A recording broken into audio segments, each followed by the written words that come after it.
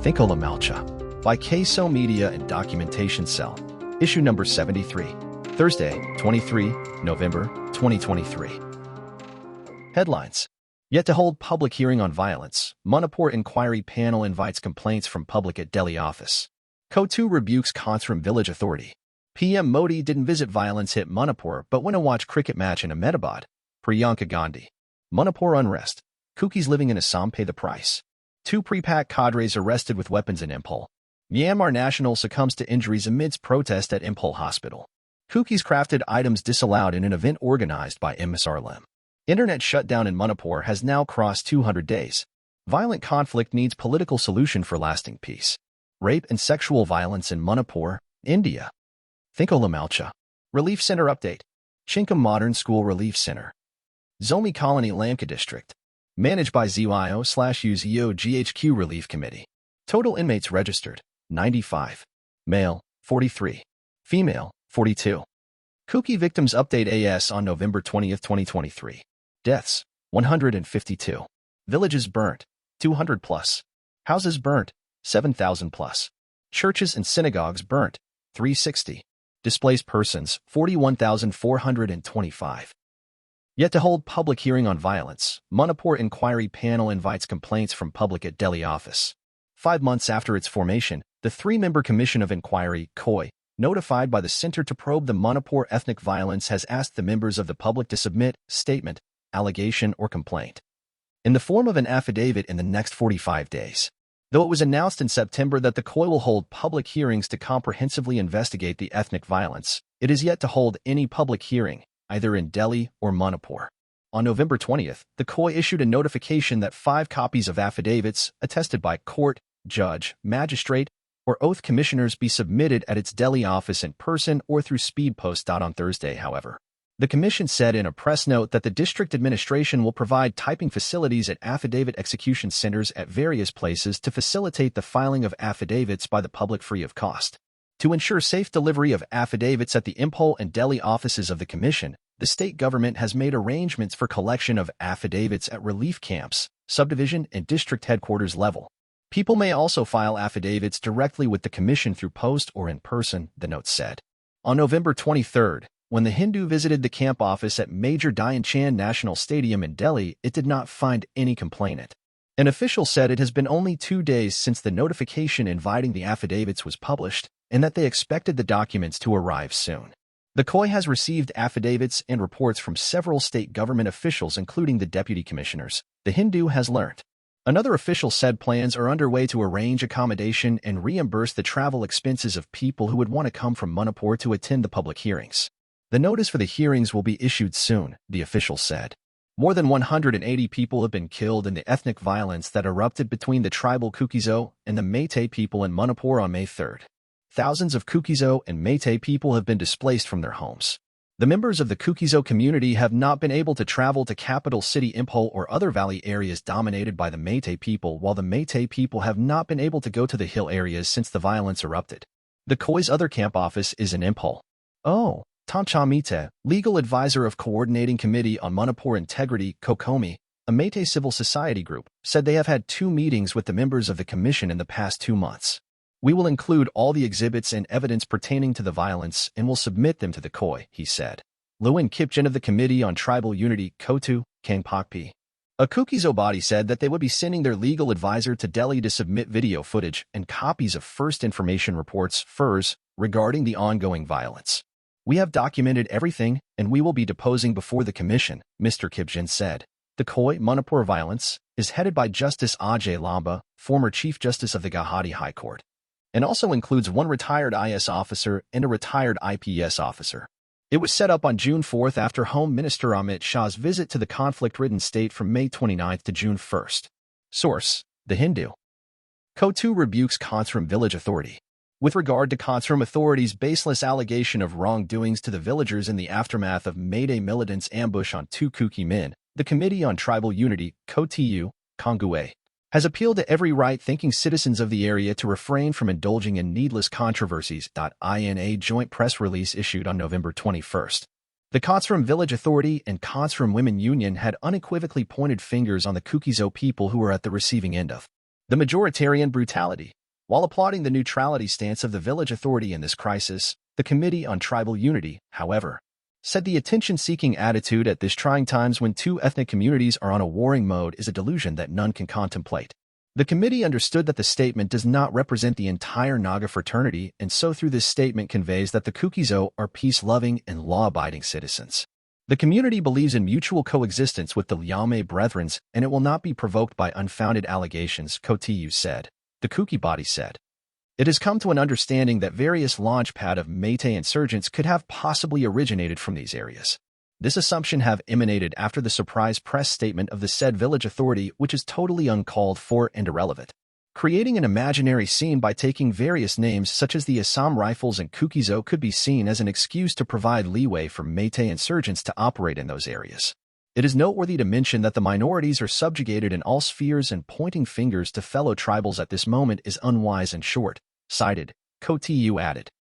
PM Modi didn't visit violence-hit Manipur but went to watch cricket match in Ahmedabad, Priyanka Gandhi. Congress leader Priyanka Gandhi Vadra claimed that Prime Minister Narendra Modi went to Ahmedabad to watch a cricket match but did not visit the violence-hit Manipur as there is a crisis. Addressing a rally in Shahpura in Rajasthan's Jaipur district ahead of the November 25th Assembly polls, Priyanka Gandhi said Manipur has been engulfed in ethnic violence for nearly 7 months, but the Prime Minister did not go there. Instead, PM Modi visited Ahmedabad to watch the Cricket World Cup final between India and Australia. In the recent World Cup, our team reached the final with their hard work. Modi ji reached there so he might also get a bit of credit if the team wins, she said, adding the Prime Minister would go to a place where there is pride and honor, but would stay away from a crisis situation. She alleged that Prime Minister Modi in the center waived the debts of big industrialists but neglected the poor. She also said mixing religion with politics is a sin. She alleged that the BJP-led governments at the center and in states are working for big industrialists, whereas the Congress government in Rajasthan provided relief to people from inflation by holding special camps. Priyanka Gandhi addressed the public meeting in support of Congress candidates Manish Yadav and Indraj Gurjar. Assembly elections in Rajasthan will be held on November 25th and the votes will be counted on December 3rd. Manipur unrest. Kukis living in Assam pay the price. As the ethnic clashes between Kukis and Meiteis entered 7 months in Manipur since May 3rd, Kukis living in Assam have to pay the price for it. 3 Kuki families who had been living at Moirpur village under Palishbari Revenue Circle in Kamrup, Assam were evicted on Thursday. The eviction drive was taken out by the district administration of Kamrup following the directive of West Guwahati MLA Ramendra Narayan Kalida. According to an official report, 3 families, who had illegally occupied land at Moirpur villages, were evicted by a team of administration led by Palishbari Circle Officer Himadri Bora. The eviction drive, which was taken by the district administration from 8 a.m., concluded in the afternoon. A section of local residents submitted a written complaint to AGP MLA from West Guwahati Ramendra Narayan Kalida. The district administration has launched the drive following Kalida's request, they added. There are 7 Kuki families in the village. 2 families stay at the rented accommodation. They also set up a seminary school by the name of Oasis Academy. However, 3 Kuki persons whose houses were evicted alleged that the district administration has targeted them even as many people from other communities have been living in Tuji land at Moirpur. Limpavifei, Ngamrela Haokip and Lauramaj Mar alleged the people have sheltered some Kuki people who fled from Manipur due to the ongoing volatile situation since May this year. They are supposed to return to their homes once the situation is under control in Manipur, they said. In a letter to the Kamrup District Commissioner, they said on November 12th. The Kamrup Superintendent of Police along with the Palishbari Circle Officer went to the village to inquire about the settlement and construction of new houses by Kuki IDPs from Manipur. The villagers informed the police team that no person from Manipur had settled or constructed any infrastructure in the village, but some Kukis had been sheltered in their houses, they said. However, on November 15th, in charge of the Rani police outpost visited the village and collected the identity cards of 4 families who were local residents and staff of Oasis Academy. All of them have voter IDs and Aadhaar cards since they have been living in the village for more than 15 years, they further said. On November 18th, the circle officer along with her team visited the village and informed them that the plots belonging to DAG number 309 and 1298 were under Tuji land and asked them to vacate the houses at the earliest. The entire area is under Tuji land and occupied by people from various communities, but the administration targeted only the Kuki families, leaving aside other occupants, they said. We have applied for conversion of Tuji land to Mayadi Pada early this year and are waiting for the final conversion, VIFI said, and urged the district commissioner to revisit the eviction drive, they added. In addition to this, the administration has also asked the Oasis Academy authorities to vacate the school immediately. Source: NE-Now. 2 pre-pack cadres arrested with weapons in Impol. 2 suspected cadres of the proscribed People's Revolutionary Party of Kangli Progressive, Pre-Pack Pro were arrested along with a huge cache of arms and ammunition in Impol, Manipur on Wednesday night. A police source said that the 2 cadres were nabbed during an operation at Pisham Road under the Singjamai police station in Impol West District on Wednesday night. The operation was initiated based on input about the presence of suspected pre-Pack Pro cadres in Singjamai Bazaar areas at around 11 p.m., the police said. On getting the intelligent input, the joint team managed to intercept a car belonging to the suspected cadres. During the operation, the police team nabbed the accused and seized 2 light machine guns, LMG, with 8 magazines, 1 9mm pistol with a magazine, 1 wireless set, and 5 mobile handsets from the car. The arrested persons were later identified as Lays Ramprem, 33, of Thaubal Okram village, and Kumuk Chambiran, 41, of Nabil Foijing village. The arrested persons along with the seized weapons and impounded vehicle were handed over to the Singjamai police station for further legal actions, the police added. Myanmar national succumbs to injuries amidst protest at Impol Hospital. A 23-year-old Myanmar national died on Thursday morning at Jawaharlal Nehru Institute of Medical Sciences (NIMS) in Impol East District in Manipur. The Myanmar national, identified as Kohantam from the Nan village of the neighboring country, had sustained a bullet injury to his abdomen and was brought to the hospital for treatment. Kohantam was admitted to hospital by Manipur police around 8:30 a.m. on Thursday. However, his admission sparked massive protests from a mob that gathered outside the hospital. The mob reportedly objected to the treatment of a suspected Kukizo patient. The situation at the hospital quickly escalated, leading to the deployment of a combined team of Impol East District Police and Central Forces. The security forces managed to control the mob and prevent any untoward incidents. Despite the efforts of the security forces and medical personnel, Kohantam succumbed to his injuries. The exact cause of death is still under investigation, but authorities believe that the commotion surrounding his admission may have contributed to his death. Cookies crafted items disallowed in an event organized by MSRLM. An outbreak of commotion reportedly delayed the inaugural ceremony of a sales event of crafts made by internally displaced persons, IDPs, staying in relief camp at Ibo Yema Shumong Lila Shanglin Palace Compound, Impol on Wednesday. The commotion ensued after the Meitei displaced persons coming to participate the event, hosted by Manipur State Rural Livelihood Mission, MSRLM, under RD and PR Department, raised objections to crafts products of cookies suspected to be displayed in 2 stalls. The formal inaugural ceremony was scheduled at 2 p.m. with Governor Anusia Yuki as the chief guest. However, the commotion forced a delay till 4 p.m. with the event finally held without the presence of the governor. As the IDPs for the event from different relief camps trickled into the venue. Consignments of handloom and handicraft items left unattended in 2 stalls caught the attention of some. As the consignments, reportedly brought by an unknown person around noon, were checked. The IDPs found out that the items inside belonged to Kuki people from Churachandpur and Kangpokpi districts. The IDPs raised the issue with the authority while some stormed out of the venue taking along their products. Governor Anusia Yuki, who was supposed to inaugurate the event, never arrived at the venue following the tense situation while Impol East SP came and tried to pacify the agitated participants. Later, the participants had a meeting with MSRLM State Mission Director in Bandana and reached an understanding, only after which the event was inaugurated around 4 p.m. without the presence of the governor. In Bandana, DC Impol East Kumantham Diana, MPSC Secretary Nita Arambam and MPSC Comptroller Lalmani attended the inaugural function. K. Sharat, a participant from Icon Village, who is currently staying in the temporary shelter home at Sajiwa, told media persons that the government should understand the sentiment of the public, especially the displaced people, who have lost their homes and properties. During the meeting with the MSRLM State Mission Director, they demanded the authority not to allow sale of products belonging to cookies and also to ensure that all the participants get their daily allowances even if the sales event was not inaugurated in time. They decided to withdraw their protest only after the authority agreed to their demands, he added. TLM view. The Meitei's hatred towards the cookies is well evident that even cookies crafted items are not allowed to be displayed in the state-organized event. Ironically, the Meitei's looted properties of the cookies in the abandoned houses in various Kuki-inhabited localities in Impol City. There is no harm or loss if the Métis disallowed the Kuki's items, as the two communities have lived separately in their own ancestral lands and each of the two communities should govern in their respective jurisdiction. It is clear that the Kuki and Métis can no longer live together. In the absence of emotional integrity, fraternity, love and brotherhood, raising territorial integrity of Manipur from top of their voices is futile. The divide is so deep that the only viable solution is total separation of administration for the Kukis. The center government must realize the ground reality of deep divide between the warring parties and should immediately recognize and formalize the separation under the ambit of Indian constitution. Internet shutdown in Manipur has now crossed 200 days. Manipur has experienced an internet shutdown for over 200 days, as reported by InternetShutdowns.in, an organization that tracks incidents of internet shutdowns in the country. Mobile internet has been completely or partially suspended in the state since May 3rd, after ethnic violence erupted in the northeastern state between the Métis and Kuki communities. The internet was briefly restored for 3 days in September, only to be shut down again.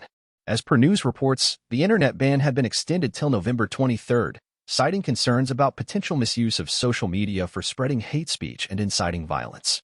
However, there is no official information on the restoration of internet services. For 5 successive years, India has topped the global list of states that cut off the internet to their citizens. An internet shutdown is an intentional disruption of internet or electronic communications to exert control over the flow of information. While governments across the world argue that they enforce internet shutdowns to curb misinformation during a state of crisis, The Wire had reported that this strategy works in an adversarial manner. This is because, as per the report, internet shutdowns enhance, if not encourage, the flow of misinformation. Moreover, people belonging to the poor and marginalized communities bear the brunt of these shutdowns. Ironically, they are the ones the Digital India project seeks to uplift.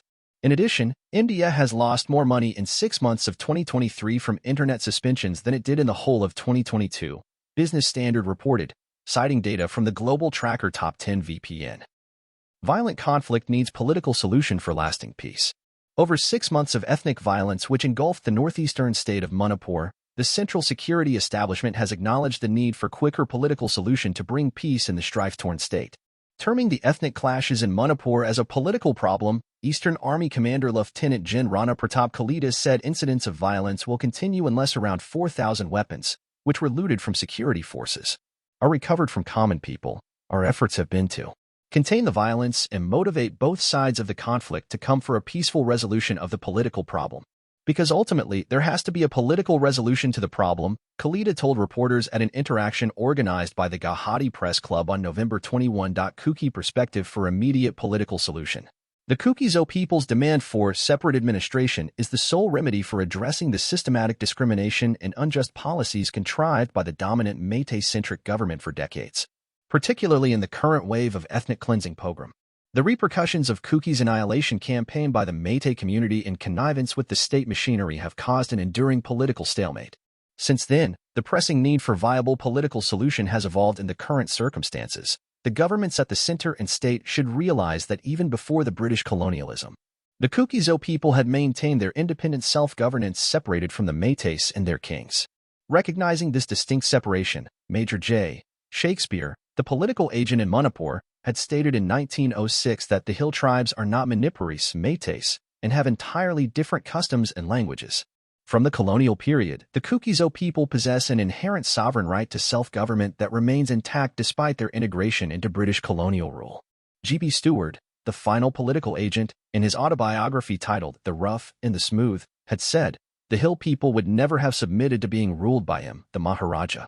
Notably, the Kuki-Zo armed umbrella groups, the United People's Front, UPF, and the Kuki National Organization KNO, have actively pursued the establishment of a separate political entity in the form of a union territory with legislative powers. The Charters of Demand has been reportedly submitted to the Government of India's representative, and the same has been put up for consideration to the Ministry of Home Affairs. The 10 Kuki-Zo MLAs had also articulated the demand for separate administration for the Kuki-Zo people. The demand arises from urgent necessity to safeguard the welfare and security of the Kuki-Zo people, who have endured discrimination and animosity from the hegemonic Métis populace. The legislators stated that the violence inflicted by the majority Métis community on the Kuki-Zo people has accelerated the call for separation. The arguments in favor of immediate recognition of separate administration For the Kuki-Zo people can be justified in such a way that it can advocate a means to rectify historical injustices and promote distributive justice, crucial for reinstating democratic principles. It safeguards the Kuki-Zo people from constant sufferings and abuses that result in violations of their individual human rights. The separate administration would liberate the Kuki-Zo people from the confines of majoritarian politics that has long relegated them to the status of internal colonies. It would enable them to join the national community on an equal footing. In current scenario, the total separation between the warring communities of majority Métis and minority Kukis has been completed ethnopolitically and geographically with defined boundaries. There is no chance of coexisting anymore. The sooner granting or formalizing the separation by the center government, the better for peace and normalcy to prevail. In the absence of a political solution, it may perpetuate a state of perpetual warfare, making low-intensity conflict or proxy war an enduring challenge with high cost for all parties involved. Therefore, total separate administration for the Kuki-Zo people, which is completely constitutional, is the only just solution for a just order and a just peace. Rape and sexual violence in Manipur, India. In November 2023, British media reported on the use of sexual violence in the recent wave of violence in Manipur, India. This follows a conflict which erupted in May 2023, described by the UN as a community conflict between the predominantly Hindu Métis and the predominantly Christian Kuki ethnic communities.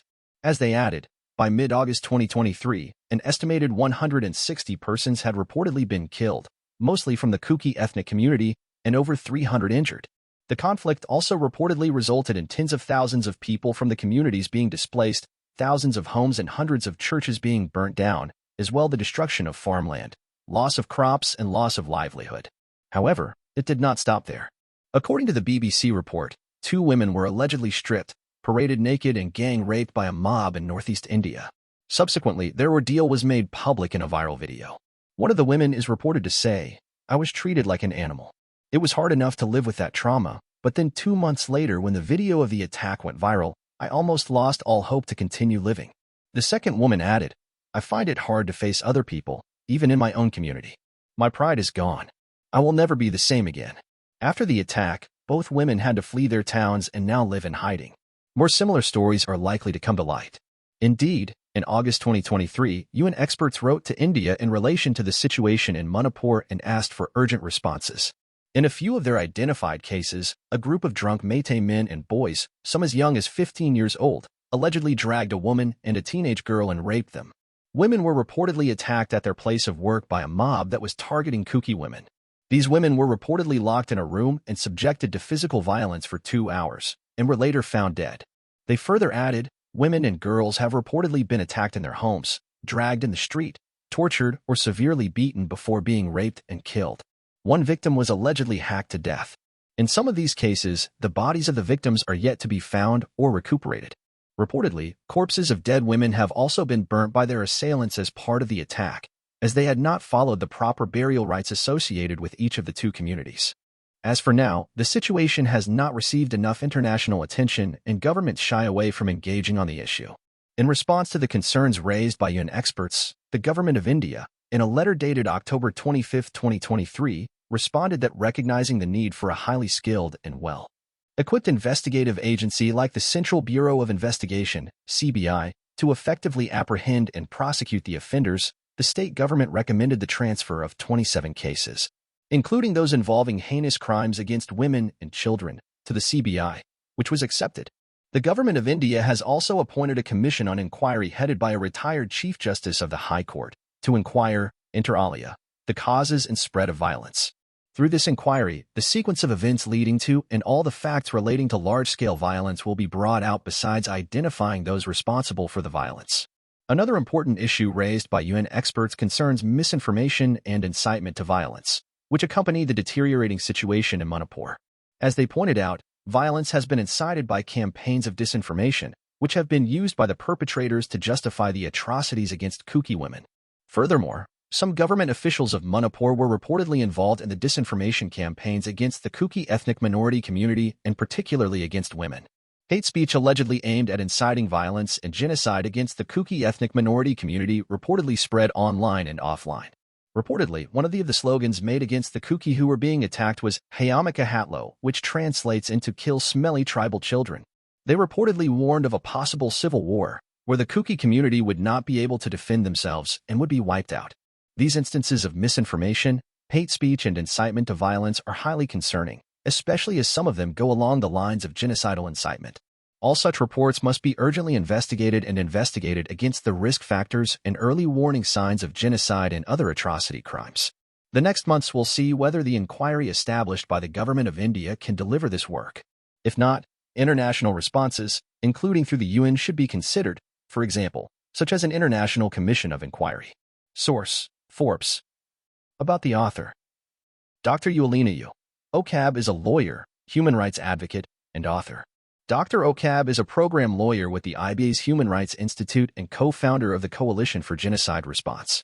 Dr. Haokip works on the topic of genocide, with specific focus on the persecution of ethnic and religious minorities around the world, with main projects including the Daesh genocide in Syria and Iraq, Boko Haram atrocities in West Africa, the situation of the Rohingya Muslims in Myanmar, the Uyghurs in China, Tigrayans in Ethiopia, and the Hazara in Afghanistan. Dr. Haokip further works on the issue of conflict-related sexual violence and the situation of children in conflict, including during Putin's war in Ukraine. Among others, Dr. Haokip has been raising the issue of abductions and illegal adoptions of Ukrainian children in Russia.